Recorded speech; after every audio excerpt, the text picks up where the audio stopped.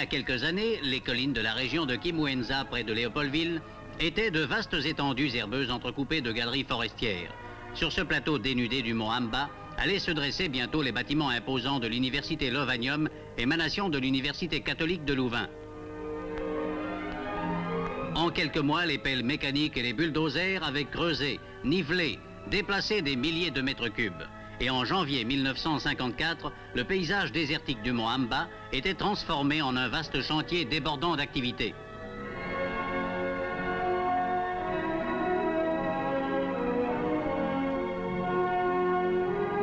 Il fallait assurer le logement des professeurs qui, bientôt au nombre d'une centaine, allaient éveiller la curiosité scientifique de jeunes rhétoriciens, africains et européens, sortis de l'enseignement secondaire et couronner ainsi un demi-siècle d'actions civilisatrices en matière d'enseignement.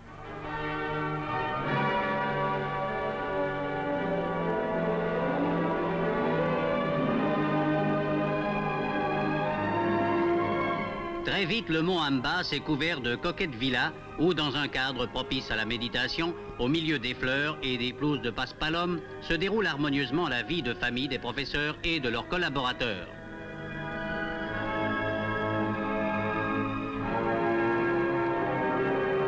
La plupart des étudiants de Lovanium vivent en internat. Il a fallu construire pour eux de vastes homes de résidence où chacun dispose d'une chambrette individuelle dotée de tout le confort moderne et des bâtiments facultaires. Le bâtiment de la faculté de médecine à la veille de son achèvement. Celui de la faculté des sciences, dont étudiants et étudiantes vont occuper les auditoires pour y apprendre la chimie, la physique, la botanique, la zoologie.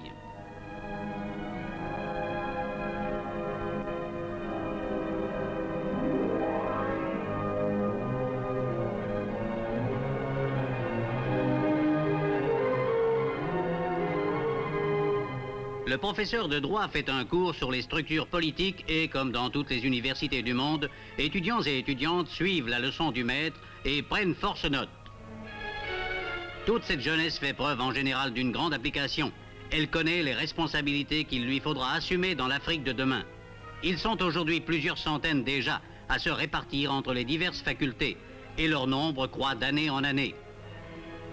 Médecins, ingénieurs, juristes, fonctionnaires, pédagogues, économistes, ils seront demain l'élite intellectuelle du pays.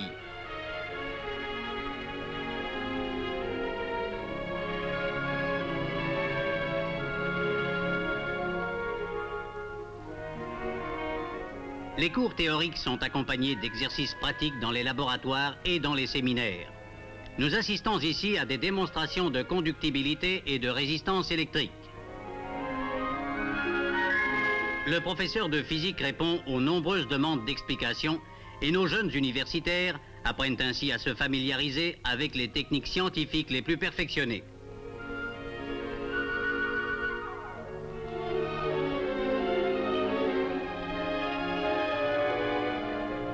Dans le département de zoologie, 2 étudiants examinent attentivement quelques modèles d'histologie animale.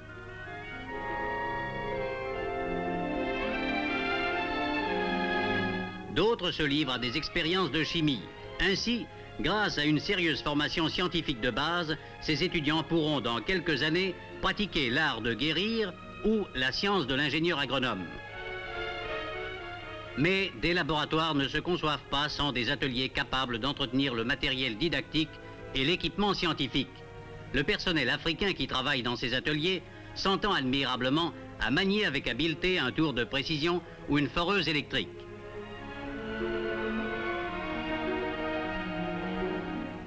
L'université ne se contente pas de distribuer aux étudiants le savoir, de les préparer à leur profession ou de les initier à la recherche scientifique. Elle veut en faire des citoyens complets. Dans ce pays où 2 civilisations s'affrontent, l'université Lovanium, interraciale comme il se doit, entend créer le climat nécessaire à une collaboration féconde et amicale entre Noirs et Blancs. Après une journée de dur labeur, les étudiantes, futures maîtresses de maison, reçoivent leurs camarades dans une atmosphère toute de cordialité. Ensemble, ils se retrouvent pour ces longues discussions qui sont le propre de leur âge.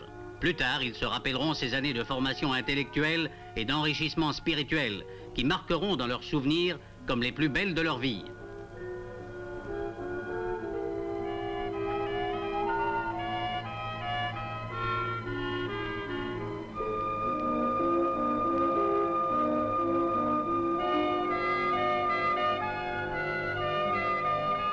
Mais il faut entrecouper les travaux de l'esprit de nourriture terrestre. Lorsqu'on est jeune, le travail cérébral ne diminue en rien l'appétit. Dans un vaste hall bien aéré, les étudiants se réunissent midi et soir pour y prendre ensemble leur repas. Chacun se sert soi-même.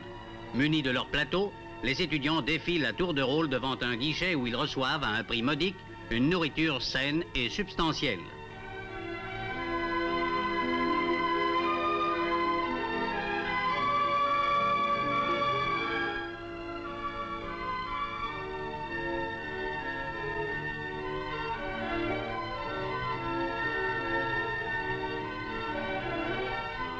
Aux heures des repas, la grande salle du restaurant universitaire n'est plus qu'une ruche bourdonnante. C'est dans cette vie fraternelle en commun que se créent des amitiés qui durent toute la vie. Après le repas viennent quelques instants de délassement.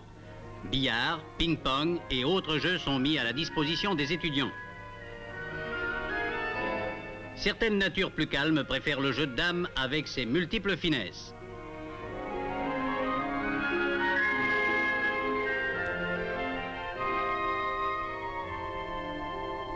D'autres jetteront leur dévolu sur le football de table et, dans le feu de l'action, une bonne bière ne se refuse pas. Puis, le travail reprend dans le calme des bibliothèques. Pour favoriser le travail intellectuel et la recherche scientifique, professeurs et étudiants doivent pouvoir disposer de bibliothèques abondamment fournies en livres et périodiques.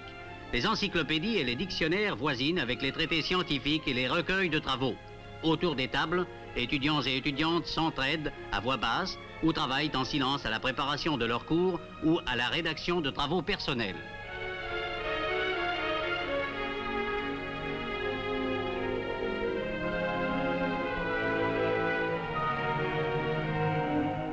Et quand l'obscurité est tombée, chacun poursuit l'étude jusque tard dans la nuit. L'université Lovadium, dont le nom en consonance latine rappelle l'institution plus de 5 fois centenaire dont elle est l'émanation, est plus que toute autre réalisation un symbole d'espérance et de foi.